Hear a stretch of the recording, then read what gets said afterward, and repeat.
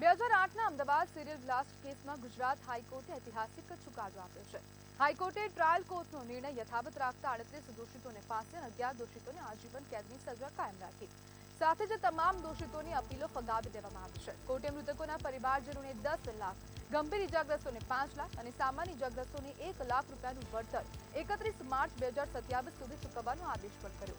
ઉલ્લેખનીય છે કે 26 જુલાઈ 2008ના રોજ અમદાવાદના 20 અલગ અલગ સ્થળોએ 21 સિરિયલ બ્લાસ્ટ થયા, જેમાં 56 લોકોના મોત થયા અને 200 થી વધુ લોકો ઇજાગ્રસ્ત થયા હતા. ત્યારબાદ 18 ફેબ્રુઆરી 2022ના રોજ અમદાવાદ સિટી સેશન્સ કોર્ટે દેશના ઇતિહાસમાં પ્રથમ વખત એક સાથે 38 આરોપીઓને ફાંસી અને 11ને આજીવન કેદની સજા ફટકારી.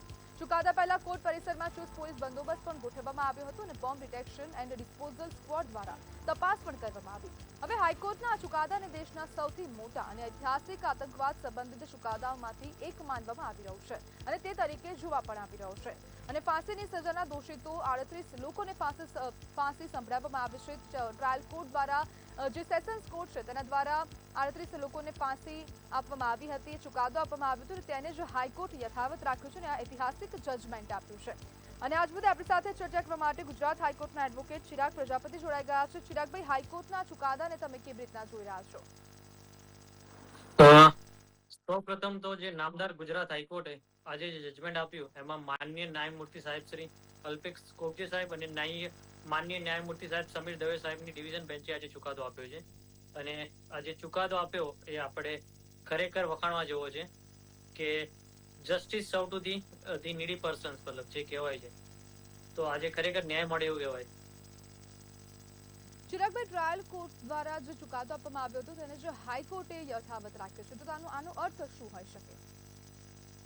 એટલે સિમ્પલ ભાષામાં કહીએ તો જે એક કોર્ટનું જે ફાઇન્ડિંગ હતું એના કરતા ઉપલી કોર્ટનું જે ફાઇન્ડિંગ હતું એટલે કોર્ટે પરફેક્ટ માન્ય રાખેલું છે કે નીચલી કોર્ટે જે તારણ આપ્યું હતું એ જ તારણ નામદાર હાઈકોર્ટનું માનવું છે કે નીચલી કોર્ટે જે બી પગલા લીધા છે, જે જજમેન્ટ આપેલું છે, જે અંદર ઓબ્ઝર્વેશન કર્યું છે, એ બધી વસ્તુ બરાબર છે એવું નામદાર હાઈકોર્ટનું માનવું છે.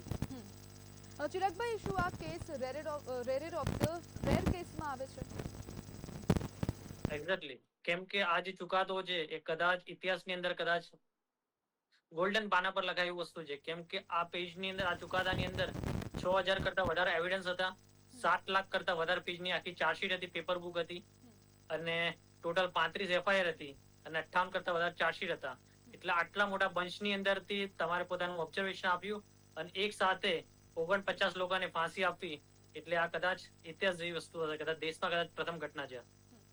ચિરાગભાઈ, જ્યારે ફાંસીની સજા થતી હોય છે ત્યારે આરોપીઓ પાસે એક ઓપ્શન હોતું હોય છે કે સુપ્રીમ કોર્ટમાં જઈ શકે, તો કોઈ કાનૂની ઓપ્શન હવે આરોપીઓ પાસે વધ્યું છે કે કેમ?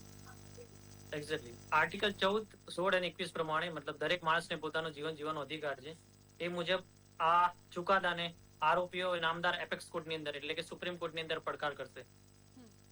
તો અપીલ કરી શકે છે આરોપીઓ હાલ જે આ તમામ જે 38 લોકો છે તે લોકો? હા, પોતાનો રાઈટ, પોતાનું જે કાયદાની અંદર, જે બંધારણની અંદર પોતાનો રાઈટ આપ્યો છે એ મુજબ દરેક આરોપી ત્યાં આગળ અપીલ કરી શકશે. તો આરોપીઓ દ્વારા અથવા તો આરોપીઓના વકીલ દ્વારા આવી રીતના કોઈ વાત કરવામાં આવી છે કે સુપ્રીમ કોર્ટમાં અમે જઈશું? હજુ સુધી આજે ખાલી જજમેન્ટ ખાલી પ્રોનાઉન્સ કરેલું છે, હજુ જજમેન્ટ ડિલિવર નથી થયું. લેન્થની અંદર, ડિટેલની અંદર જજમેન્ટ હજુ ડિલિવર નથી થયું. એટલે એક વખત જજમેન્ટ ડિલિવર થઈ જાય એના પછી આરોપીના વકીલ જે રીતે કહેશે એ રીતે આરોપી કદાચ આગળ જશે. બિલકુલ, ચિરાગ, જોડાવા બદલ